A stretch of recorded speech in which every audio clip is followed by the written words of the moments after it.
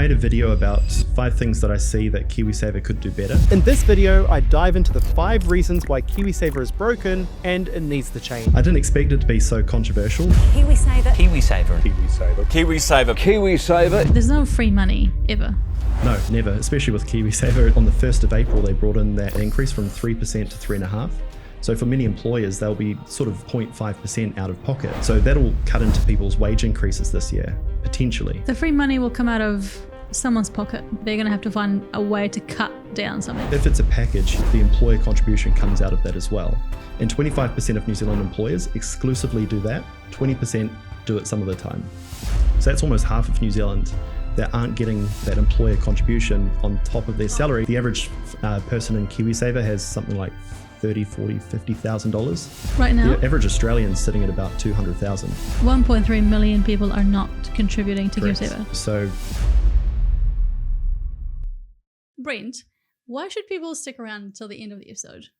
well, we're going to talk about some really important topics for New Zealanders, and that's New Zealanders of all ages. It's things like, should I stay in New Zealand? Should I go to Australia? Should I buy a house? Should I invest? When should I invest? How do I invest? Those types of topics are really relevant for everyday New Zealanders at the moment, especially with the cost of living crisis and everything going on right now.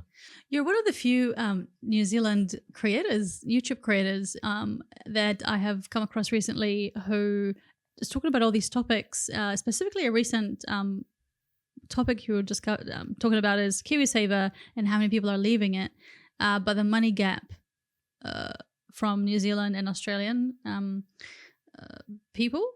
Now, this podcast is for people who are in business, making money, making $1 million plus, maybe have stuff. So they would be thinking, how can I make more money in this economic situation that we have in New Zealand? And this is a bit of an emergency episode because I am keen to hear from you what you've learned and listened to and from your research and your own practice, and help that particular business owner to leave this episode with clarity. And we're going to be looking at, like, for a start, we know that business owners could earn multiple levels of income. They could be, the revenue is 1 million, but what's the take home? So if we assume that the take home is $80,000, or if we look at the take home 150 or the take home be 500, whatever it is, I want to find out from you, what is the best move for them? Should they be staying in New Zealand or should be moving across to Australia because the deal is better? The tax, the cost of living, all the rest of it, especially if they're thinking about that. So let's start with the lower tier, $80,000. They are making $1 million, but they are earning around the $80,000 mark. How much, should they be leaving Australia? So that's a really good question, and thanks for having me on today. I think it's quite a tough question, really. We're in a cost of living crisis. There's a lot of issues around the fuel crisis as well that's going on right now. So a lot of household budgets are quite constrained, and that's quite important. If you're making $1 million in revenue and you're only taking home about 80,000, that's 8%. What is fuel up? 100%. And a lot of households, especially in the lower socioeconomic groups, fuel is a big part of their budget. So this is going to be quite a tricky one, and there might be quite some pressures around how much they're making because people won't have as much to spend potentially at your business. So it is quite a tricky one, but rushing off to Australia isn't going to solve all your problems, right? There are a lot of other things to consider. It's a bigger market. It's a lot more competitive. If you have a unique offering in New Zealand, this is probably your best place to be. What you can look at doing if you want to grow your business, I think, is looking overseas. So when I was in Singapore, a big part of what we were studying is localization. How do you bring something from the United States that's doing really well and bring that into the Singaporean or the Southeast Asian context? A big example of that was Grab, which was a copy of Uber. So Uber was doing really well in the US. A guy went there for his MBA, went back to Singapore, said, my parents own a dealership. Why don't I look at doing the same thing? And what he was able to do is grow a multi-billion-dollar business that actually bought out Uber in Southeast Asia by taking something overseas and localizing it for the local context. So that's something that New Zealand, I think, can do really well at, looking overseas, looking for inspiration. What are they doing better than what we're doing here? And making it relevant to New Zealanders. I think that's the opportunity here. Yeah. It's not to rush off and evacuate New Zealand because of a all these supposed issues, they're global issues. Oil crisis, cost of living. You won't find a country not complaining about these things right now. But what you can do is look for opportunities in New Zealand. There's still spending power here. So I think that's the opportunity. Yeah, that's right. I love that. So do you know any opportunities right now that that would be really cool for people to look into? I mean, the podcast here, but people listening might already have a business, and the 1 million plus is an approximation. So, but if someone listening who doesn't have a business, what would be what would be a business that they can start in New Zealand? Yeah, I think the big one is content creation. There are people like Stanley Henry from The Attention Seeker doing some awesome things around personal branding. Because nowadays you have the sort of country, the people, the audience, you have yourself in the middle, and it's thinking about the business on the back. So I think if you don't know what business to create or what business to start, definitely starting with you're sort of building a personal profile is a really good start. You'll start creating content. People will say, I'm really interested in these topics. Over time, through the comments and things, you will find the business opportunities. So for example, I run my YouTube channel. It's me. Content is really the product here. It's, affiliates, brand deals, it's the channel. So that in itself has become a business that, generates the New Zealand median income. And that's without reaching out to any companies really for sponsorships. So that's something I created out of thin air. 4 years later, it's doing really well with a really good run rate. So I think starting with content is a really good one. But if you do already have a business and you haven't got a social profile as yourself, I think that's another big opportunity. So Stanley Henry, his, social following is even bigger, I think, than Attention Seeker. And you have people like Elon Musk that are followed more than Tesla. You have Mark Zuckerberg followed more than Meta. So I think starting with your personal profile is a big way to grow, especially in New Zealand where there aren't many people doing what we're doing, podcasts, YouTube, Instagram. It's such a blue ocean area. There's a lot of Americans doing it. There's a lot of Australians doing it. But in New Zealand, there's not a lot of others. Yeah, that's right. I know. Like, it was really nice to actually find you online and connect and invite you to come on the podcast, because we need to have like the YouTubers of New Zealand conference or summit. Oh, we do. Google has one a year and it's not enough. Yeah, that's right. It's not. So for someone who's making a little bit more every year through a business, like 250K in the bank, the revenue could be different. What is the go for these people? What is their money map? Do they move to Australia or do they stay in New Zealand? So if you're making 250,000, your tax rate in New Zealand is, of course, 39%, the marginal tax rate. In Australia, you're creeping towards 45%. So rushing off to Australia with say you've got a sort of business that you can move overseas, all you're doing is moving into potentially a higher tax bracket. I think I did the numbers. The break even's about 250, 300K a year in Kiwi dollars. That's about the break even point from a tax perspective on your sort of blended tax rate. So it depends, I guess, if your business is here established, it would be quite a big move to go to Australia, to pick up everything here, move over there, especially if you have to be sort of present in New Zealand. Okay. But if it's something online like my wife does, she does a sort of digital marketing business around SEO, AEO, Google ads, Facebook ads. She can pick that up and move it anywhere. So moving to Australia isn't going to change the dynamic. Her revenue is global. She has clients in Germany, Singapore, Japan, United States. Moving to Australia, that's just a different lifestyle for her. The income would be the same. Tax-wise, probably about the same as well. So Australia doesn't really offer too much for her, really, over and above what we have here in New Zealand. What about someone who's making more than that, making 500K every year, and that's a take-home pay, and they could be making more as a revenue in business in New Zealand? What should these people do? Yeah, so I guess it depends if you can capture that market, and you need to be locally present, like if you're trying to do, I'm trying to think of a business, trucking, you kind of have to be in the country. In New Zealand, you can't just pick it up Physical and move it. business, eh? Correct, yeah. So if you went to Australia, there's a bigger market, but it's more competitive. So you have to sort of weigh all these dynamics there as well. Because competition isn't just stealing, there's competition to get a client and customers. It's also competition to drive the price down as well. They've got a lot more sort of migration coming in as well. That might be at a lower price. There's a lot of other factors you need to consider. And you really have to come back to, what is Australia offering my business to grow? Is there grants? Is there, the bigger customer base. What is it actually that Australia offers? Because everybody's saying Australia's better. Yeah. I've got a lot more people saying Australia wasn't what it was meant to be. Yeah. Had a message from a friend last night. He said, I'm in Melbourne, but I want to come back. But, the economy needs to pick up. The economy's good here, but I do miss home. And that's what a lot of people say. I came back from Singapore in 2019. I love it here. I don't need to go anywhere. So people shouldn't just think Australia is the answer to all their problems. If they're stuck in a career, their business isn't growing, maybe they just need to think a bit differently about what they're currently doing, as opposed to just thinking, I give up. New Zealand has opportunities everywhere. There's a lot of businesses growing out of nothing.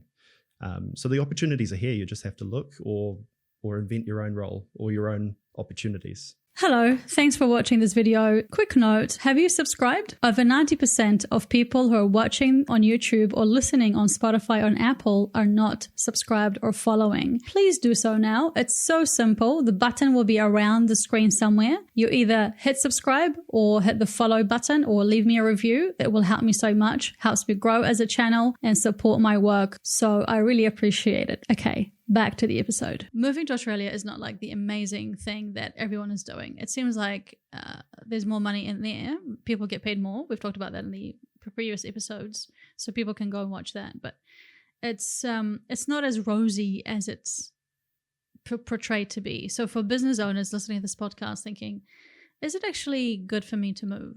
It sounds like it's not really. It's very circumstantial and it depends on everybody, right? If you're in a job and you can see that moving to Australia, I can move from 100 to 200, 100 to 150 or something. I mean, then you really have to do your numbers and look at, am I actually better off? Is housing going to be more expensive? Probably yes. Is, the cost of living, the cost to register my car, the cost for insurances, the cost for tolls. You kind of need to look at all that. Because you've done a lot of research about comparing living in Australia versus living in New Zealand. Yep. And that will apply to everybody, whether you're in business or professional. What have you found? Yeah, so with the appreciating New Zealand dollar and comparing New Zealand prices versus Australia, the sort of scales have tilted towards New Zealand being cheaper now. I was in Malaysia back in January. Lululemon trousers, they were $199 here, $285 there. And the minimum wage is something like $3 an hour. So, the weak New Zealand dollar has actually made New Zealand cheaper for many items. So, you can also say that in Australia, the stronger dollar means that the sort of wage disparity is even broader. But you have other issues there around housing being a lot more competitive, and a lot more expensive in nominal terms and relative, of course. But the cost of living is actually much higher there now that people need to consider as well. And there are a lot of hidden costs that we don't have to do here. Things like toll roads are really common. I went to Melbourne last year and spent, I think it was about $20-30 a day in toll fees, just going up and down the motorways. The car registration is a lot more expensive as well. Housing costs are astronomical, especially in Sydney. There's such a high demand at the moment for housing. And it's such a big city as well. You can't just look at the average price for Sydney. If you want something equivalent to New Zealand and equal sort of distance from the city, it's a lot more expensive there. So people need to consider all those different types of costs if they are looking at moving. Because we've been talking about the economy, and in the last 2 episodes, the economy has played a massive role. People are thinking about New Zealand's economy is slow. There's a lot of comments about how the economy was bad already before the war came. Yep. Like it wasn't amazing before the war. It was on the way to recovery, and there were all sorts of comments. We had an influx of comments about why the economy is the way it is. I know that you're not an economist, but what do you really see the economy at the moment in New Zealand from your point of view? Yeah, it's quite a big question, that one. Yeah. We had survived to 25. And then 25 wasn't the recovery year it was meant to be. 26 was starting to look really good. Low interest rates, the sort of swap rates weren't suggesting there were big hikes coming on the horizon. And then the fuel crisis, of course, has pushed things up. Inflation's now above the 3% sort of higher end of the target band. And the Reserve Bank, I think, is getting a bit worried. And if they're not, they should be. Swap rates are indicating there might be 3, potentially 4 increases later this year. So it is quite a scary time for New Zealand. If interest rates go up, then business investment goes down. People are, just a bit tighter on their mortgage as well. So this is quite a big, scary thing that's on its way. in regards to why the New Zealand economy has been a bit stagnant, it's really a hard one to read. We have all the sort of key ingredients to having a strong economy. We have a good, relatively stable government. Maybe this year we'll see different, but we'll see. We've got good rules. We've got good, governance. We've got inspired people. So it really is a big question of what's gone wrong here. And it's pretty hard. I mean, National came in with the whole sort of back on track kind of slogan and things, but they haven't managed to find any way to sort of turn the train around. So it has been quite a tricky one really for them to manage and why the economy is not doing so well. It's a pretty hard one to pinpoint really. Do you look at the economy much in your YouTube channel? Look at this sort of macroeconomic sort of data that comes out from Stats NZ or sort of other government bodies. But yeah, it's not like there's anything in there that's screaming this is a problem. I mean, net migration's still up as well, which during the John Key era was a really good way of tapping into this growth for the rockstar economy, I think HSBC said.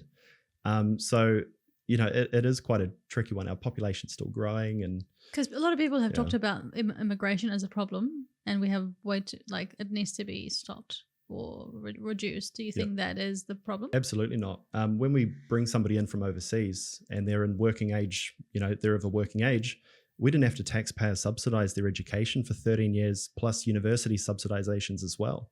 We're getting a free person from overseas that another country has funded to come and contribute and pay tax in this country and grow our economy. For me, immigration is fantastic. I've been an immigrant in Singapore for 6 years, and it was a fantastic experience. So I've had to work with visas. It's really tricky, and New Zealand isn't an open economy where people walk in. It's really, really tough. You have to come through a lot of battles to sort of stay in New Zealand, work in New Zealand, contribute in New Zealand. And there's no person better than people that have moved here. They've had to give everything up. They come here, they work, and they make us better for it. People were talking about, so immigration is not a problem in your view. The jobs, to get a job right now is really tough. I had Shamabil Yaqub on the show 2 episodes ago. People can go and watch that episode. Really awesome. He was saying if you want to look for a job, my God, it's hard. Yeah. Do you think immigration is affecting jobs, or do you think the fact that it's really hard to get a job has a different cause? Well, it's a lot harder for employers to take on people that have moved to New Zealand. There's all sorts of visa restrictions and things. There's a lot of kind of hurdles they need to jump through before they get residency and they have some sort of permanency. But we need to also consider a lot of New Zealanders are leaving the country. We can't keep these people. The birth rate is 1.55, the sort of fertility rate. So we need to be at a 2.1 to just stand still. And that goes into our housing market, which is a big driver of our economy. If we have a reducing population like we're seeing in Europe and Japan and Korea and countries like this, we've got another problem coming. So migration is an important thing for New Zealand's future, just to stand still. I mean, Japan's had a population decline. Look at their housing market. It isn't doing too well. What's happening there? Their property market has pretty much fallen quite a lot. They don't encourage immigration. They sort of have the Japanese language. It's very monocultural, that country. So they're going to face all kinds of socioeconomic issues with the sort of population pyramid because of not encouraging immigration. So New Zealand will go that way as well. With a fertility rate of 1.55, we will have a big problem coming if we don't bring them in. All right, you guys, I want to quickly update you on this AI course that I am doing. It's week 5. It's like an accountability challenge thing that I'm doing. So I've recently learned that 21 billion devices in the world are not actually smart. Things like think about your watch, your fridge, or your car. At the moment, they're not deciding for you. At the moment, they are giving you information. What's going to happen is very soon, over the next 10 years, all these devices are going to have AI implemented in them, so they make a decision for you. There's so much that's crazy. So if you want to find out more, there's a link in the description with my journey, and you can find out more about the course. If you want to sign up, I think there's one opening in July. Okay, let me know what you think. Back to the episode. Yeah. So the next thing that people were talking about with the economy being so bad, it was already bad before. And there were, I don't know, there were a lot of comments which I want to bring up. And it'll be really fun for us to even perhaps go over some of these questions that people are having in terms of how can we have a better economy and what can we do. And after we do that, I would love to tap into what you've learned about business and content or economy or KiwiSaver. Get into what can business owners do? And we'll talk about that later. What can they do to do things differently to keep the extra dollar, improve profit, and have a better business. So a few of and this is something that I haven't done before, so I haven't looked at comments live on this episode, and so let's have a look. So there's a guy here, Jeff Bell, V8E, said, a Malaysian businessman laughed at me when I explained we had to allow for 2 weeks spousal abuse leave until I showed him the relevant details at which his jaw dropped. Are we the only country in the world where the employer is liable for his employees' lousy choice of partner? I don't know if we should really answer that question. I think we're going to have to skip that one. Yeah, I'm not an expert on any of that stuff. No. Okay, so I've got a comment from a guy, CEDGT, and this comment has had a lot of likes and replies. He says, as a homeowner, the daily grind is close to unbearable. Mortgage rates are crushing the average family with very little cash left over at the end of the month. Everyone I know wants to leave New Zealand, but I can't because they are up to their eyeballs in debt or can't afford to leave. On top of that, many friends are in broken marriages but can't split up or move on. New Zealand feels like a penal colony. We want to escape but can't afford to. Yeah. What do you say to that? There's quite a few things in there. I think if finances are tight, you need to look at, and I think people like Luke Kemes from Keep the Change say the same thing, is you need to find other ways to make money on the side. And that could be something like what I do with YouTube. This is something I do part-time. But people will have things in their community that they can do. They can sell some of their possessions. They can go and drop flyers around about services they have. You need to really look at what your skill set is and whether you can do that outside of your 9 to 5. For me, that's going to be a very important thing if people are looking for ways to grow their income, but also create a plan B. If your employer doesn't look so safe, what can you do to prove that you have other skills or build on those skills doing some private sort of things on the side? So for a lot of households, it's about, sort of growing how much they bring in, but also cutting what they can in terms of cost. If they're looking at things like eating out, look at things like First Table. If they do activities, Book Me. If they're buying gadgets, they can look at Price Spy. If they want to save on electricity and things, there's companies like Glimp. There's a lot of companies out there that will help you save money. Insurance, Quashed is another good one here in New Zealand. Based actually here in Albany as well. So there are a lot of companies that can help you save a bit of money along the way. So finding things that you can cut, things you can sell, things you can do on the side, I think these will be important things.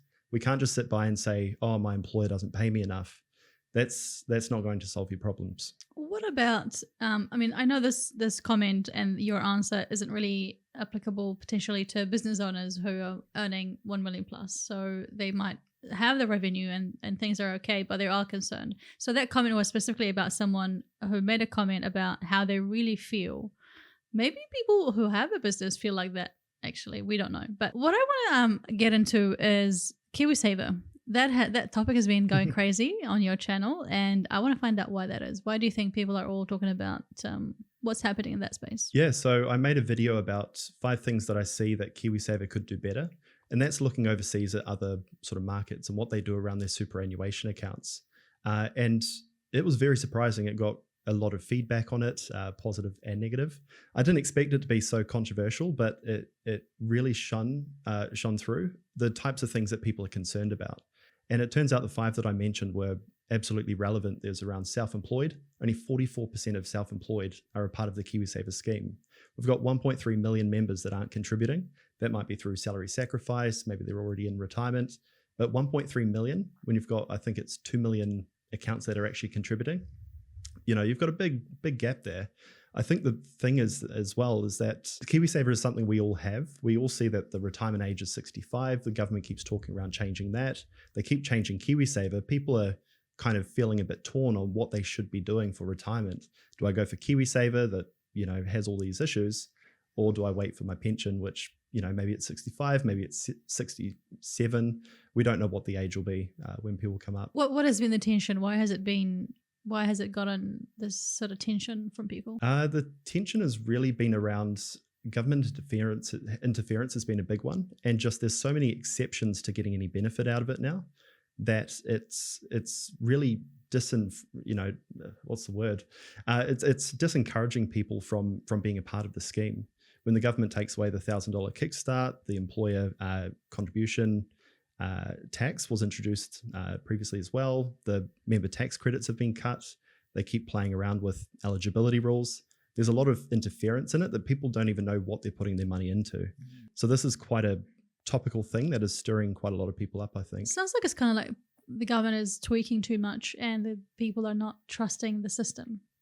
Yeah, they keep seeing it as a piggy bank they can kind of tamper change. with. To be honest, when they did remove the $1,000 kickback, I felt really sad because that was the incentive. For people who don't know what the go right now with KiwiSaver and what are the changes, and this going to go for both people who have a business and don't have a business. So maybe people who have a business are aware, maybe they're not, but I don't know what's been the updates with KiwiSaver. So if I want to join KiwiSaver right now, what do I get? And what has been the changes that have been happening recently? Yeah. So it's probably important to say that it's been around for, I think, 17 years or so. And it's all sort of governments. It's not just the most recent one. It's all the governments have sort of played around with the rules from when it was launched. But what you would get at the moment is you would get nothing for signing up. You would put in 3.5%, which is the change, up from 3%. You put 3% of your own money into it. Your employer would match, generally 3.5%. And the government comes to the party with 25 cents on the dollar, up to $1,042 a year, I think, was the amount you contribute, and they put 25 cents on the dollar up to that. So if you are a part of it, you put in $1, you get $1 from your employer, and then 25 cents from the government. That's generally so if you put $1, then you get $1.25 back. Yep, as the return. Yeah. Is that a good return? It is. If your employer puts that on top of your salary and doesn't bundle it, which is another reason people are sort of not feeling so good about KiwiSaver. Well, I have no idea what the bundling means. So it's where I say your salary is $100,000, but that's a package. It's not necessarily what your salary is. So if it's a package, the employer contribution comes out of that as well. And 25% of New Zealand employers exclusively do that. 20% do it some of the time. So that's almost half of New Zealand that aren't potentially getting, that employer contribution on top of their salary. What was the intention of the program? So the 100K for an employer, someone who has a business has a 100K employee. The actual salary is 80K, or I don't know what the difference is. Yeah, so it would be where you take out your package is 100K. 3.5% of that's 3,500. Oh, okay. And then the employer has their 3,500 portion also coming out of that 100,000. So you're essentially putting 7,000 of your gross salary into KiwiSaver. Okay, so it's not 100K plus the 3.5. Yeah, 3.5. So it is for some people, but 25% of employers exclusively do this packaging. They call it the total remuneration. Yeah. Okay. So now that I understand, and so no kickback at the start, 3% for people, like minimum 3%. 3.5. 3.5 from the employee. And this is optional or mandatory? Optional. If you don't do the contribution, your employer doesn't give the matching. Okay. And the government doesn't come in with their tax credits as well. Can we find out now why people are leaving? 1.3 million people left? Aren't contributing. 1.3 million people are not contributing to KiwiSaver. Yeah. Okay. Why is that? It was really those 5 things that I brought up in that video. So the total remuneration is a big one. So it means that people aren't getting the employer matching. So if you are contributing into KiwiSaver, you'll sort of get that $260 off the government. But that's not a great deal of money, right? To sort of put away 7% in some cases, or 3.5% of your salary into KiwiSaver, and you get $260. It's not a big draw. So where did the $260 came from? That's the member tax credits from the government. So you have your Oh, I own see. contributions, your employers, and the government's. Gotcha. Yep. Right. There's also fees. There's issues around that $260 as well doesn't exist if you earn over 200 and over 180,000. You don't get that government piece as well. So for many people that earn over $180,000 a year that are on a total remuneration package, there is no benefit to KiwiSaver. What is this telling us about how business owners are thinking about KiwiSaver? I think the big thing for business owners right now is on the 1st of April, they brought in that increase from 3% to 3.5%. So for many employers, they'll be, they're sort of 0.5% out of pocket. So that'll cut into people's wage increases this year, potentially. What do you mean? So because the employer matches your contribution, it used to be 3%, but now it's 3.5%. So what that means is that when you put in your 3.5% and the government puts in, when you put in your 3.5% and the employer matches with another 3.5%, that used to be 3%. So now the employer's 0.5% sort of out of pocket on your salary. So where is that money going to come from? I see. That's the real issue. Is it going to be taken out of their pocket, or are they going to pass it on to employees through reducing their sort of wage increase the following year? This will be the big sort of issue with KiwiSaver. So there's no free money ever. No, never. Especially with KiwiSaver, it's not. There's no free money. No. The free money will come out of someone's pocket, and if it's going to start coming out of the employer's pocket at the start, they're going to have to find a way to cut down something. This is what you're saying. Correct. Yeah. If they want to maintain, as we spoke about earlier, $1 million in revenue, 80,000 in profit, and you've got an employee who's now getting an extra 0.5% employer matching on KiwiSaver, where's that money going to come from? Am I going to cut down my profit of 80,000, or will I pass that on through not maybe adjusting wages for inflation and things as much as I would have otherwise? So has KiwiSaver been helpful for business owners from what you know throughout your whole entire career? Not so much from sort of company owners and sort of employers. There's, to my understanding, no real benefit on their part. It's really about the employee being able to save for their own retirement, save for their first home. And it's something I used as well. I mean, for all the sort of things that aren't so good with KiwiSaver, it has been a really good scheme at getting people involved that wouldn't have otherwise started investing. So currently, I think it's $145 billion that's saved away that wouldn't have probably been there otherwise. Not everyone can afford to buy a home or, in the past, investing in stocks. They can now, of course, with as low as a cent. But in the past, you couldn't be involved in the stock market. It was all confusing. Managed funds, what is this? ETFs. It was a confusing space. So much of that wealth has been built on the back of this sort of KiwiSaver program. So that's important to sort of think about as well. So it's really about people saving for their own retirement. But employers, to my understanding, they don't get too much of a benefit from it. Interesting, isn't it? Yep. I'll take a pause because I feel like our conversation is going so well, and I'm overwhelmed with all the numbers. I'm not a numbers person, but I'm getting there. So I'm trying to explain all these because there was changes. I love how you explain. You're doing so well. Okay. No, you're so good. It's just me. But people listening at home will be having the same questions. I know, right? Because there's so much in the comments that people misunderstand about KiwiSaver as well. And this is the thing, it takes me so long to explain the thing, right? Yeah. And this is for everyday New Zealanders that just want to put money away, know that they're doing the right thing. But there's so many hooks and things. Like I don't contribute to KiwiSaver because for my situation, it doesn't make sense and I can invest comfortably outside of it. Now, there's no tax advantages like Australia and things as well. So this is where there's so many different loops and things to think about that just wouldn't be in the common sort of New Zealand knowledge, because most people are, well, not most, a lot of people are sitting in default funds, not even knowing, what's happening with it? Should I be here? Should I be there?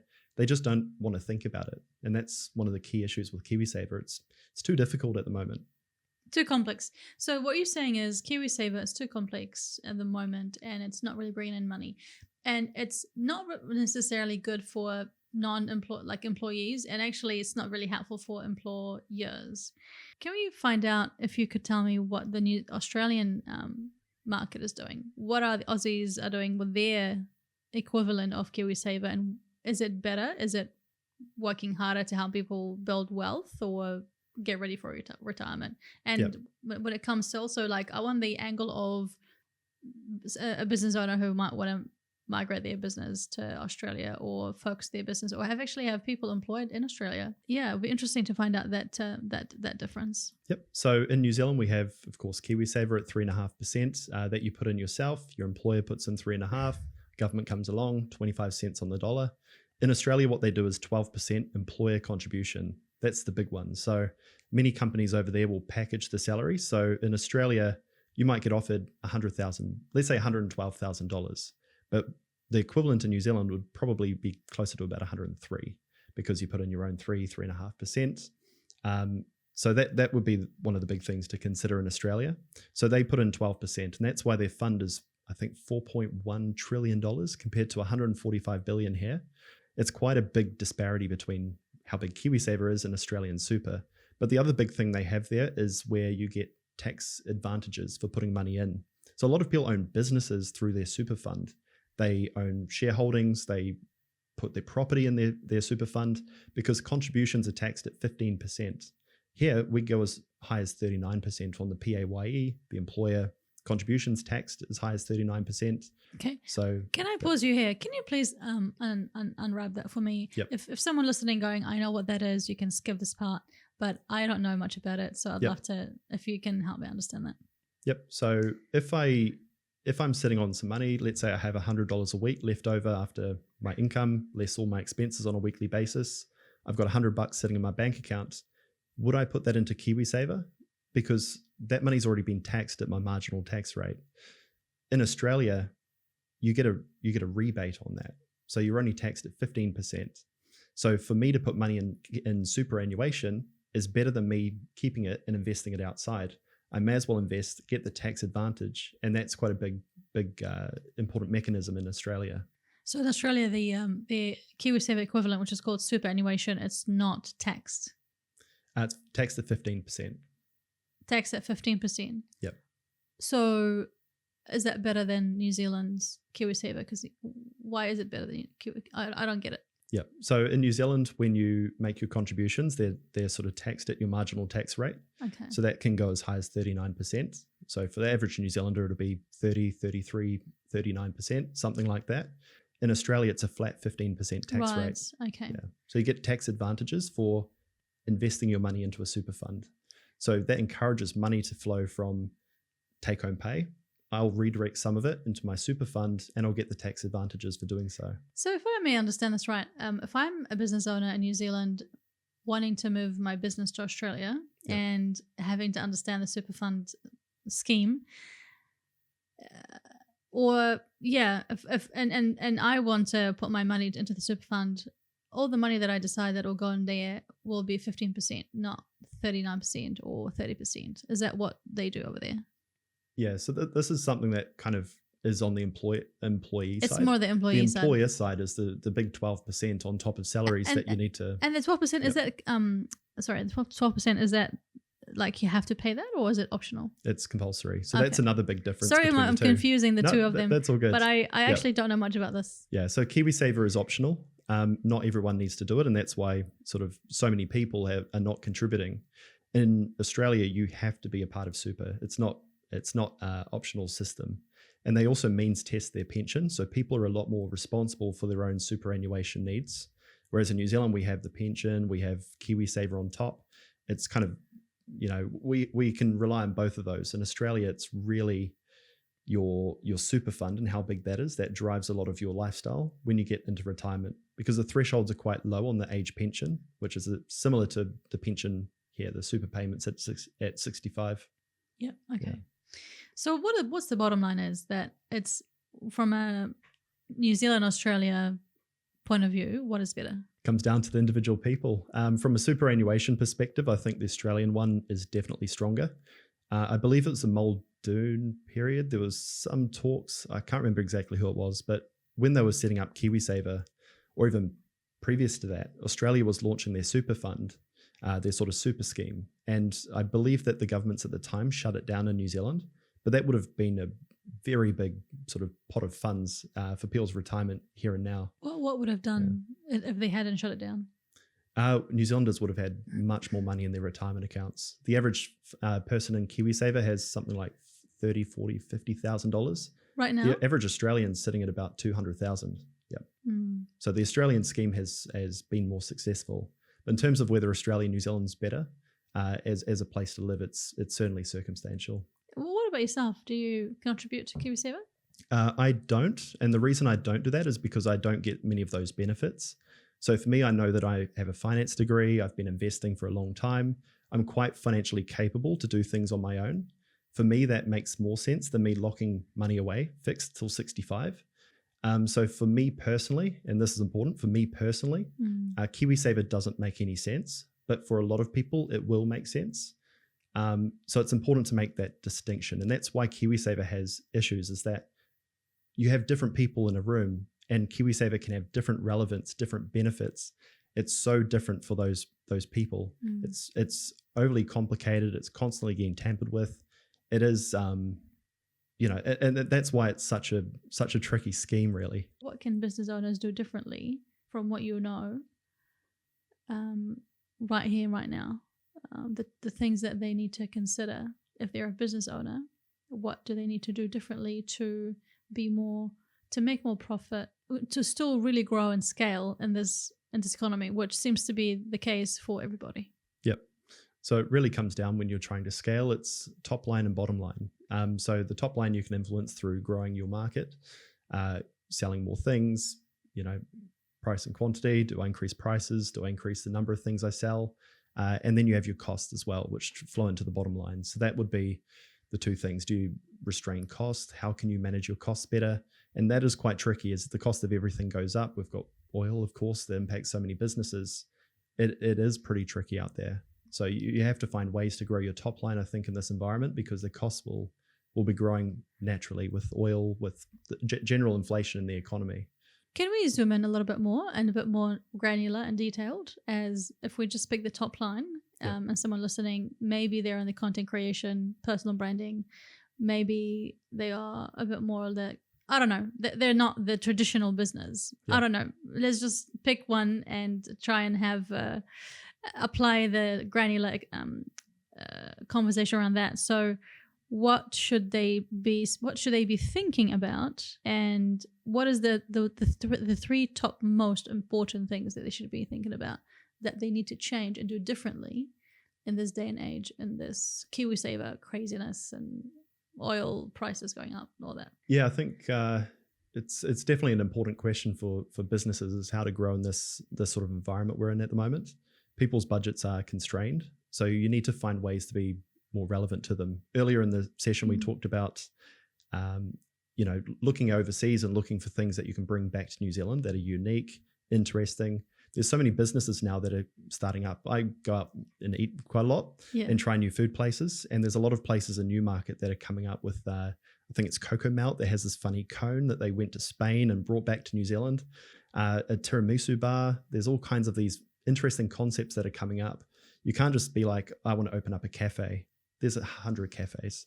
You'll just be in a race to the bottom for the cheapest Eggs Benedict, right? So you need to look for something unique that gets people interested, because it's getting a lot harder to access people's wallets and to attract them into your business. You need to bring in something unique, something Instagrammable. We're in the content space. It's very important for people, especially in the younger demographic, to be able to post on Instagram and create that sort of online persona for your brand. And there's a lot of other big businesses in New Zealand that are doing this. At CreatorCon a few months back, there was The Warehouse, there was Sarah V. All these companies are trying to be relevant to a younger demographic, and trying to be sort of build this online presence and have the community determine who they are as a brand. What do they represent?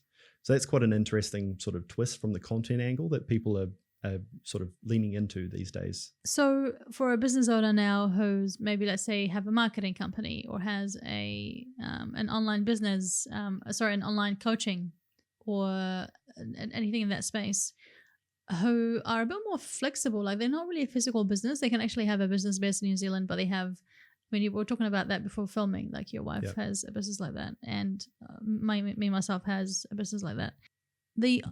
For businesses who do online work, do service-based businesses, people who are like business advisory marketing, even like lawyers, accountants to some extent, but maybe people who have an online business of some sort in New Zealand who are feeling the pinch maybe, or seeing how slow the economy is and want to scale their business even more. Maybe they make $1 million or more.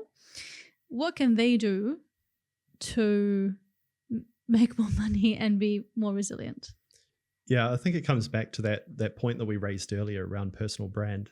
If you can build your personal profile and your values come through in that, and people sort of know who you are, people will come to you not because you're an accountant, but because you're the person that they know from online. So somebody like me, I try to convey, I'm just a Kiwi working my job and doing this little thing on the side. I've, sort of looked at the market. I've done my research. I bring that to people. There's a trust level there that when I do, or if I do create a business in the future, people already say, he's a good bugger. He's, he's not a bad guy. Whatever he might be doing, I need something like that. I know the guy, I've seen him long enough. I trust him to some degree. So something like that is going to be increasingly important, especially if you're trying to target overseas markets. So Stanley Henry, another example, sort of keep coming back to him because he's just doing such a great job in that space. I don't even know what his company does, The Attention Seeker. It's an agency of some sort, but I couldn't tell you the detail. But what I can tell you is that he's doing a lot of interesting stuff in AI, around personal brand, around how to create social presence. For me, that's the more important thing right now, is that people try to build a profile behind themselves, because that will allow you to go global. TikTok, Instagram, YouTube, Pinterest, Snap, whatever it might be. LinkedIn is another big one, because business owners are all on LinkedIn. That's where the networking takes place. So you've got people like Simran Kaur and Luke Hemis that are really sort of present there. They're doing some big stuff for their businesses on the back of what they're doing in social profiles. So that for me is the big one, and something that I can speak to a bit more confidently. I know it works, and and there's many people that are building businesses on the back of social presence. If someone who hasn't got a social presence just yet and they want to get on that ladder, what can they do first? I think what you're doing is fantastic around a podcast. It's really interesting how many businesses are starting to share more stories about their industry. You've got checks and balances. You've got friends that invest. You've got so many different sort of businesses that have set up with a podcast or something similar. YouTube is another big one, but the sort of the level of input into, say, a podcast or YouTube is quite high. Just start with an Instagram account. Everyone has Instagram. It's such a good place to just tell your story. Yeah. You don't have to have a unique story. You just need to be yourself, because being yourself is enough to be unique in the age of being digital. So I think just getting started, telling your story is enough to be important and grow that social presence. That's quite profound that you have that sort of insight. And it's true. I agree with it. I can hear people listening to this, watching, going, I have no time for that. I work 9 to 5 and I make it happen. And I've built a big following on YouTube, and I'm looking into AI. I'm looking into how do I build on, say, Instagram? Do I need to have a mailing list? People always have time, right? It's about the decisions you make and the priorities you have around whether you prioritize this type of thing. Can you tell us a little bit more about how you got into YouTube? Yeah, so coming back from Singapore, I was, working sort of 70, 80 hours a week for a family office there. I was always busy. I did my university in Singapore as well, never had free time. So coming back to New Zealand in 2019, there were a few years there where it was just kind of, what do we do? We watch TV, we go to the park, that kind of thing, but not growing anything, just sort of working in the career and doing that sort of thing. So YouTube for me was an avenue where I could be creative. I saw people overseas doing really well. So it was seeing, oh, well, they're making money from being online. Look around in New Zealand, there's not many people doing it. I can do something like that. So that for me was the real driver, is seeing that people are making money out of this. It's a business in itself. And it's something that I feel like would be a good challenge. And that's what got me inspired to do it. And of course, helping people on their financial journey. I've lived overseas. I've lived in Australia, lived in Barcelona, lived in Singapore, come back to New Zealand. I had a unique story to tell. And I think people have resonated with some of the things that I've had to share. What do you hope to achieve with your YouTube channel? Yeah, so on a personal level, I want to build it to such a level that it's kind kind of self-sustaining, has a good Yeah. base rate of views, Yeah. and it's just a good secondary income for me. On a sort of more sort of global factor, I want to sort of help people on their finances, understand a bit more about what's going on. Growing up, we never talked about finances, but what my parents did do is they bought me Rich Dad Poor Dad when I was, I think, 14. Then I got Really? into the whole sort of what is Nice. property investing like? What is investing like? I started an ASB share trading account at 15. It was always something that was interesting to me. And this was just the ability for me to share that in a sort of workplace, doing it on my own, sharing my sort of perspectives and things like that. That's cool. And now that you're realizing that personal branding is really important, you're like, I'm so glad I got a YouTube channel going. Absolutely. And it's given me so many abilities to just meet so many people. Yeah. In the finance space and the non-finance space, people that have reached out. I met up with somebody last weekend who just wanted to talk about their sort of finances. Nothing sort of advisory, just sort of having a general chat about where they're at, and they're a follower of the channel and they enjoy what I provide. And it's starting those conversations around finances that people maybe didn't get in. I never had finance chats in school. We barely talked about it in finance at university. Yeah. Is how to manage your personal finances, and having those conversations and encouraging them is really important for everybody doing better and saving and investing and moving ahead in life. There seems to be quite a number of people starting YouTube channels and podcasts in New Zealand and doing really well. And it's nice to see. We were just saying how it's cool to have another YouTuber. So we both of us are, I suppose you can call us YouTubers, but I mean, I have a different title. I don't know. It doesn't matter. But we both have YouTube channels and definitely contributing a lot to the education sector. Like people are coming to your channel to learn more. And certainly been really fun watching your videos and the way that you present. My favorite video of yours is the one where you talked about how you wanted to rent your house. Yep. And what that looked like in a whole year, and did you make money out of it? And that actually blew my mind. I actually told someone in the room, I was like, oh, you should really watch this video because see, property is not all that. My wife tells me off for being too honest. But yeah, it was shedding light on what 7% interest rates actually look like for landlords. Is people will say I didn't put enough money into the house and things like that. But when you put in 20%, $200,000 into a property and it still gives you a $10,000 loss every year, do you put more money into that, or do you find green shoots? And that was a big one for me. But for me, it was just, I've done something in life. It is an interesting story to tell. I think people could get value from it, and that's why it made it to the channel. Even though it is a bit airing my dirty laundry, I made a $10,000 loss in property. Of course, that's going to attract greedy landlord comments. But it was an accidental landlord. My wife had a house. I had a house. We got married. The house wasn't big enough. It's a 2-bedroom. We had to move into something bigger, and her house was. So it was like, at this point, do I sell the house or do I rent it out? So I chose to rent it out. I didn't want to take a capital loss of $50,000. So I rented it out because, the alternative was such a big loss. After a year, I looked at my finances and went, wow, this wasn't as good as what many people think it is. That people think landlords are always greedy and suppress repairs and all this kind of thing. It was a brand new house, 2022 build. It was a 2-bedroom, good yield, Auckland, 4-point-something% yield, I think. But when mortgage rates are 7%, it's underwater. So I wanted to change that narrative around what landlords really are like. There are a lot of people that have debt against their properties. They have no other option but to rent it out. It's a real story that many people have. But I think over so many years, people have been villainized for being a real estate investor. I mean, I'm not even an investor. It was my first home that, I gave back to the market. Yeah. Well, I have lots of questions about that, but I'll keep it at this because time is out. But it's been really good to have you on the podcast, Brent. Thanks for having me. Yeah, thanks for coming on the show and sharing your thoughts. Who knows, we might have you back again sometime and delve deeper into all avenues of business and entrepreneurship and see how you've got on with your YouTube channel. And all the best to you. How can people find out about the YouTube channel? Yep. So they can search for my name, Brent Coleman. No, not dot.